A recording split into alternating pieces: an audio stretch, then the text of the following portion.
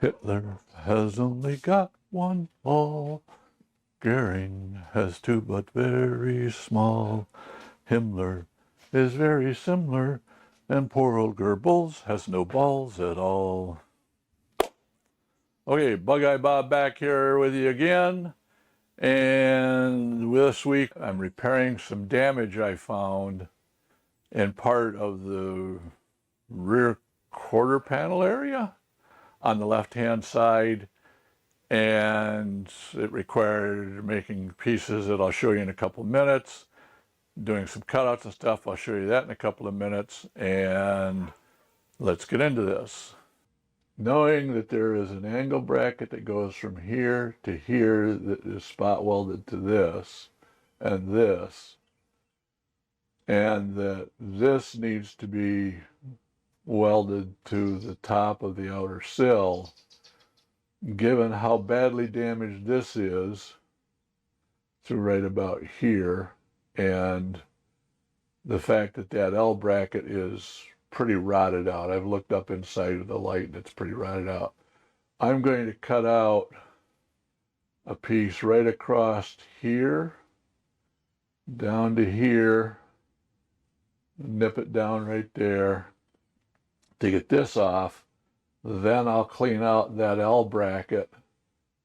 Oh, wait a minute. I have a pinhole right there that I did not see.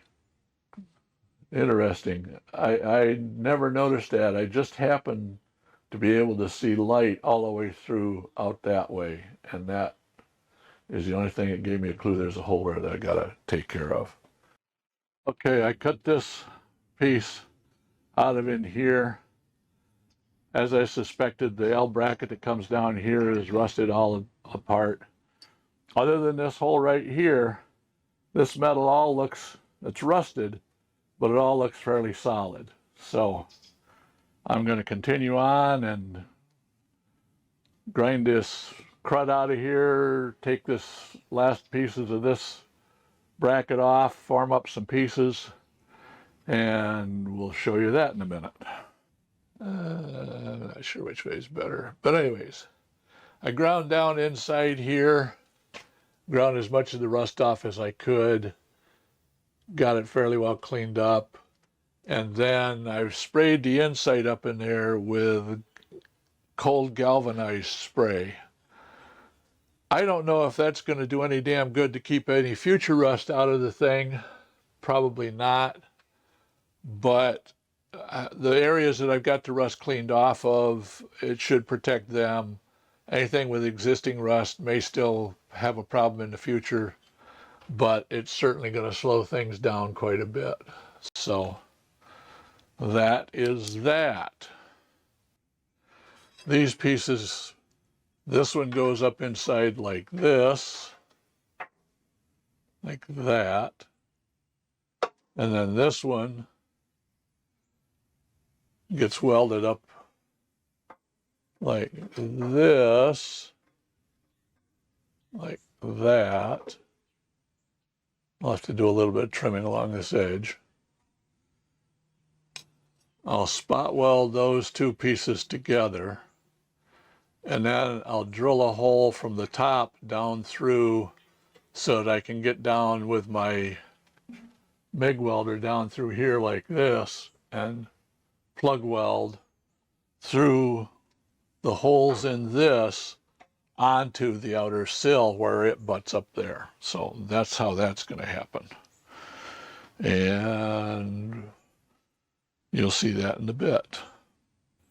So I took and made the two pieces, welded them with a spot welder together, and welded them with a MIG welder in here. And also, now this tore out when I cut the rotted out piece out, so I've had to fill it in. Now what I did was I actually ran screws in to hold this in place, tack welded it here first, then came around and tack welded down the side here because this piece was kicking out. This piece was kicking out like that, so I got it all straightened around, put back in. This is where I had that hole blow through. So now we're at the point of getting this weld ground down, fixing any holes in it. So once I get this weld ground down, then I will drill a couple of holes in here, probably one right here, another one right here, so that when I get the outer sill mounted up there, I can come down through from inside and plug weld in those holes so that the outer sill is welded up against this. So let's proceed with some more stuff, and I think I'll just sand this all first and show you when it's all done. Got this all done. The only concern I got is this isn't rounded quite down or flattened out quite as much as I would like. I may touch this up some more, but we'll just have to see. I drilled 2 3/8-inch holes in here that I can use to plug weld through to the top of the outer sill. So hopefully that gets all of that taken care of.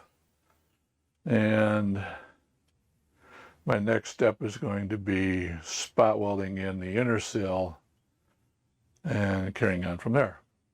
You may be asking yourself, what in the hell is this? Well, this thing is incredibly heavy. Blue Angels. I'm guessing this weighs somewhere around 65 pounds. And I need to be able to get up in here and manhandle it around to hit these various spot welds as I'm spot welding things together. And I do believe I've got this adjusted pretty much to where I can do that. So this is going to support the weight of this spot welder. These are good for 550 pounds each, so there's plenty of support there. This is a cheap aluminum long clamp, so it seems to be holding up all right. So I am going to use this mechanism to hold everything in play, to hold this and support this, because hell, even when I was 20 years old and in prime shape, I couldn't hold this goddamn thing up long enough to hit all of these spot welds. And in the factories, by the way, they have equipment that supports all this stuff so that you don't wear yourself out trying to do it. So that's what's going on. Okay, let's see if this Rube Goldberg contraption will work. Let's start right here, because this is not quite but almost the center of the piece.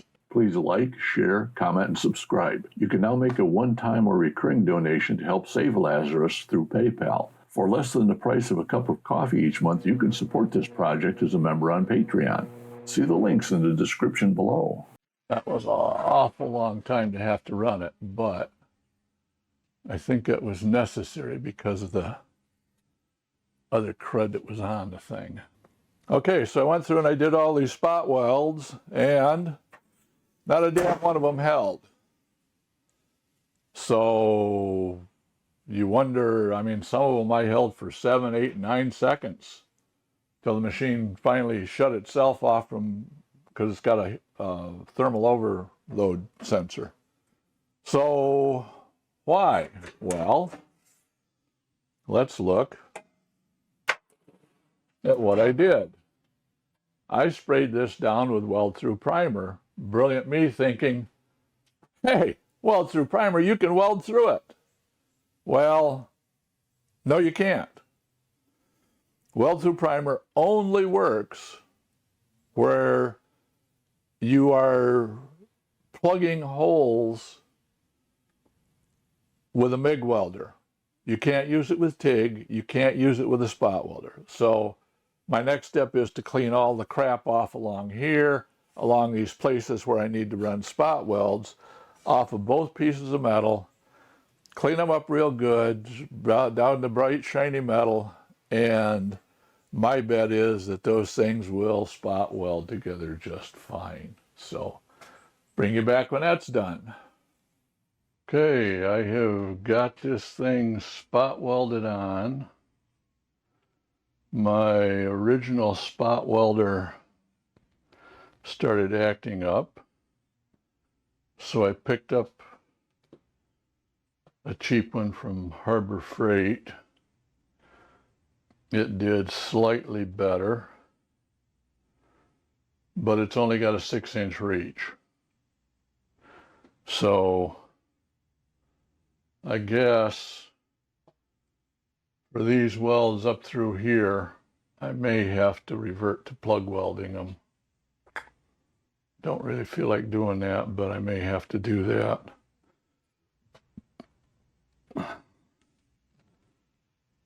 I seem to get welds, but they're not real strong welds with the 18-inch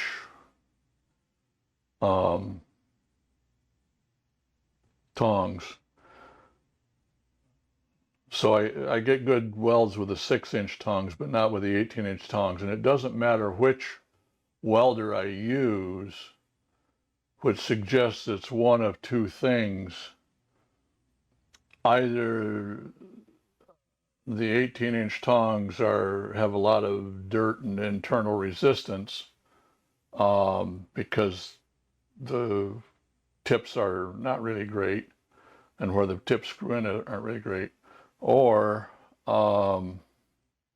neither welder really has enough guts to it to handle welding this 18 gauge with, when you're trying to use the 18-inch tongs. So, fun wow. But anyways, this is all done.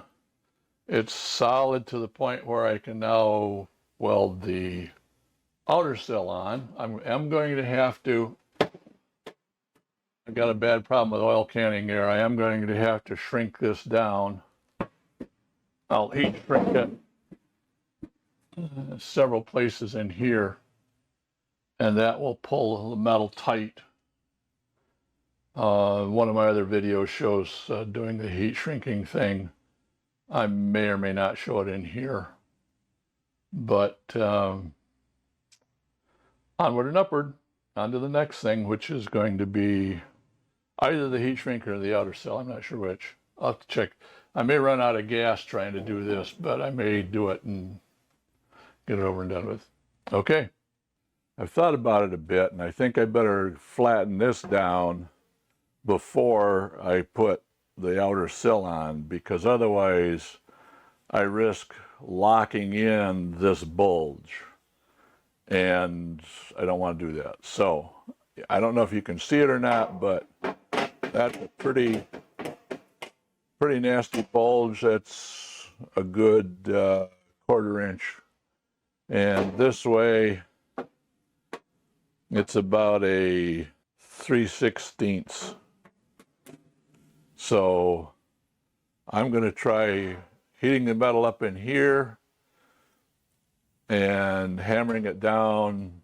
You heat it up, it forms a little bubble in here, you hammer it down and then wet it, and that makes the metal all shrink down. The hammering down will compress it down a little bit, and then the wetting it to cool it off will make it shrink faster. So that's the plan. That's what I'm going to do.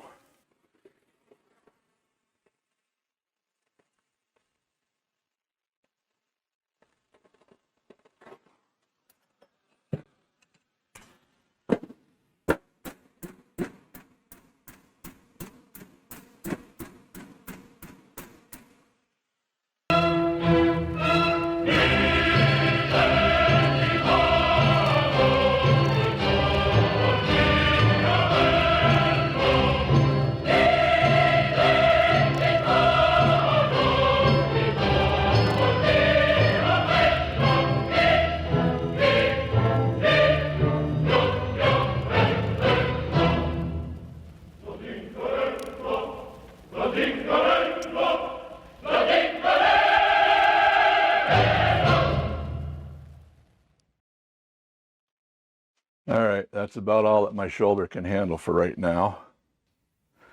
I think I overdid it in a few spots by heating the metal up too much and actually pushed it through too far that way. But I think I can dolly that out. Yeah, you can see this actually is sunk down a little bit now.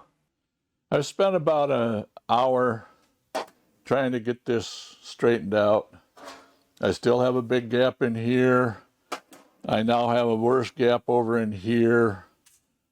I've come to the conclusion that I am going to do what I should have done at the very beginning.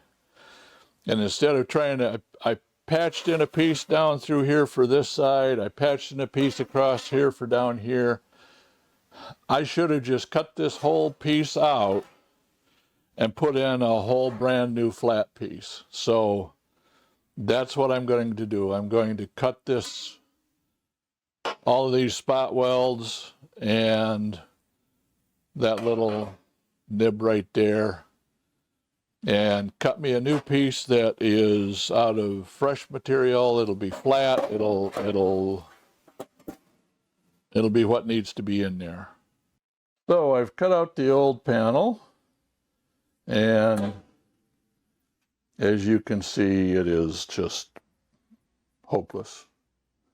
You can see here, I tried welding on a piece this wide here and across the bottom here, and trying to do that on a flat panel, years from now when I'm better at this, I'll be able to do it and not make a mess of it, but I made a mess of it. So I have plenty of steel, and I made this template from that piece, and this edge here is 1/8 inch small. I'm going to use my plasma torch to cut this out. So everything is set back 1/8 of an inch from where it would be on the actual piece, because my plasma torch offsets 1/8 of an inch from the edge. I can go around and use this. These edges that are fairly flat, I can just pull it this way, pull it down a little, 1/8 of an inch, push it this way 1/8 of an inch, however I need to do it, and end up with a piece the right size. But where I've got to make this arc right here, for that, I needed to cut this back 1/8 of an inch for the offset. So I've drilled the 2 holes where the hinge strap goes on for the doors. I've drilled this hole where I have no idea what the hell hooks up in there. It's like, you got a hole right here, but what does it go to? Hell if I know. I will cut out 2 pieces out of the 18 gauge steel I've got. I'll cut 2 pieces out this size, because I'm going to have to do the same thing on the other side to repair it. So, okay, this video has gotten starting to get a little long, and I don't know if you can hear it, but this is like Sunday afternoon. I had planned on being able to use my trusty pattern here, cut out some metal, weld it in, and it's raining. So that's rain stuff up there. And it looks like it's going to be raining tomorrow, in Pensacola. It could be raining for the next week, or it could be all sunshine, don't know. But I want to get this video wrapped up and out. Please like, oh, by the way, the shirt, found it on eBay. I was looking at Bugeye Sprite stuff, it popped up. I ordered an extra large. I will warn you that normally an extra large fits me quite well. I think somebody's a little off on their sizing. I think this is actually probably closer to a large. So if you normally take an extra large and you order one of these things, you can look at thinking maybe I want to get the 2XL instead of the XL. They will, whoops, other hand here. They will monogram it for you. And I think they'll even put like more lines of text on there too, but I just kind of figured, this is quite enough. So, not supported by them or anything, just happen to know about them. Please like, share, subscribe, make some comments down below, ask some questions. I love answering questions. I don't know everything about this. As you saw in this video, I obviously make some mistakes. So feel free to offer constructive criticism. If you would like to donate to this project, you can do it through PayPal. You can become a member through Patreon. I think I'm going to drop the Patreon membership down. Right now it's $4 a month. Some people seem to think that's a bit expensive. Some other people on Patreon have a lesser amount. Still looking into doing live streaming. The problem I've got is I'd like to be able to do it from the garage, which means basically what I would really need to have is I need to have a big TV up there that I could watch while I'm talking to people through it on live stream. I'd prefer that to do it instead of, I could do it in my office, but I just got books behind me and, it's books. So I'd rather do it out here. Plus, if there's a question about the car, I can, show it out here. So that's going to wrap it up for this week. Hopefully the rain will stop. I'll be able to get metal cut, get it welded in on the driver's side, get the A-pillar situation resolved over on that side, and then be able to come around over here on the passenger side. Already know I've got to take out this panel on this side along with the inner and outer sill. And I'm going to do it like I did on that side, of strip off the outer sill, replace the inner sill first, because that holds everything in position pretty much. And then I'll take out this outer footwell panel. Thank you very much for watching. You folks have a blessed life, and we will see you next week. BugeyeBob, over and out.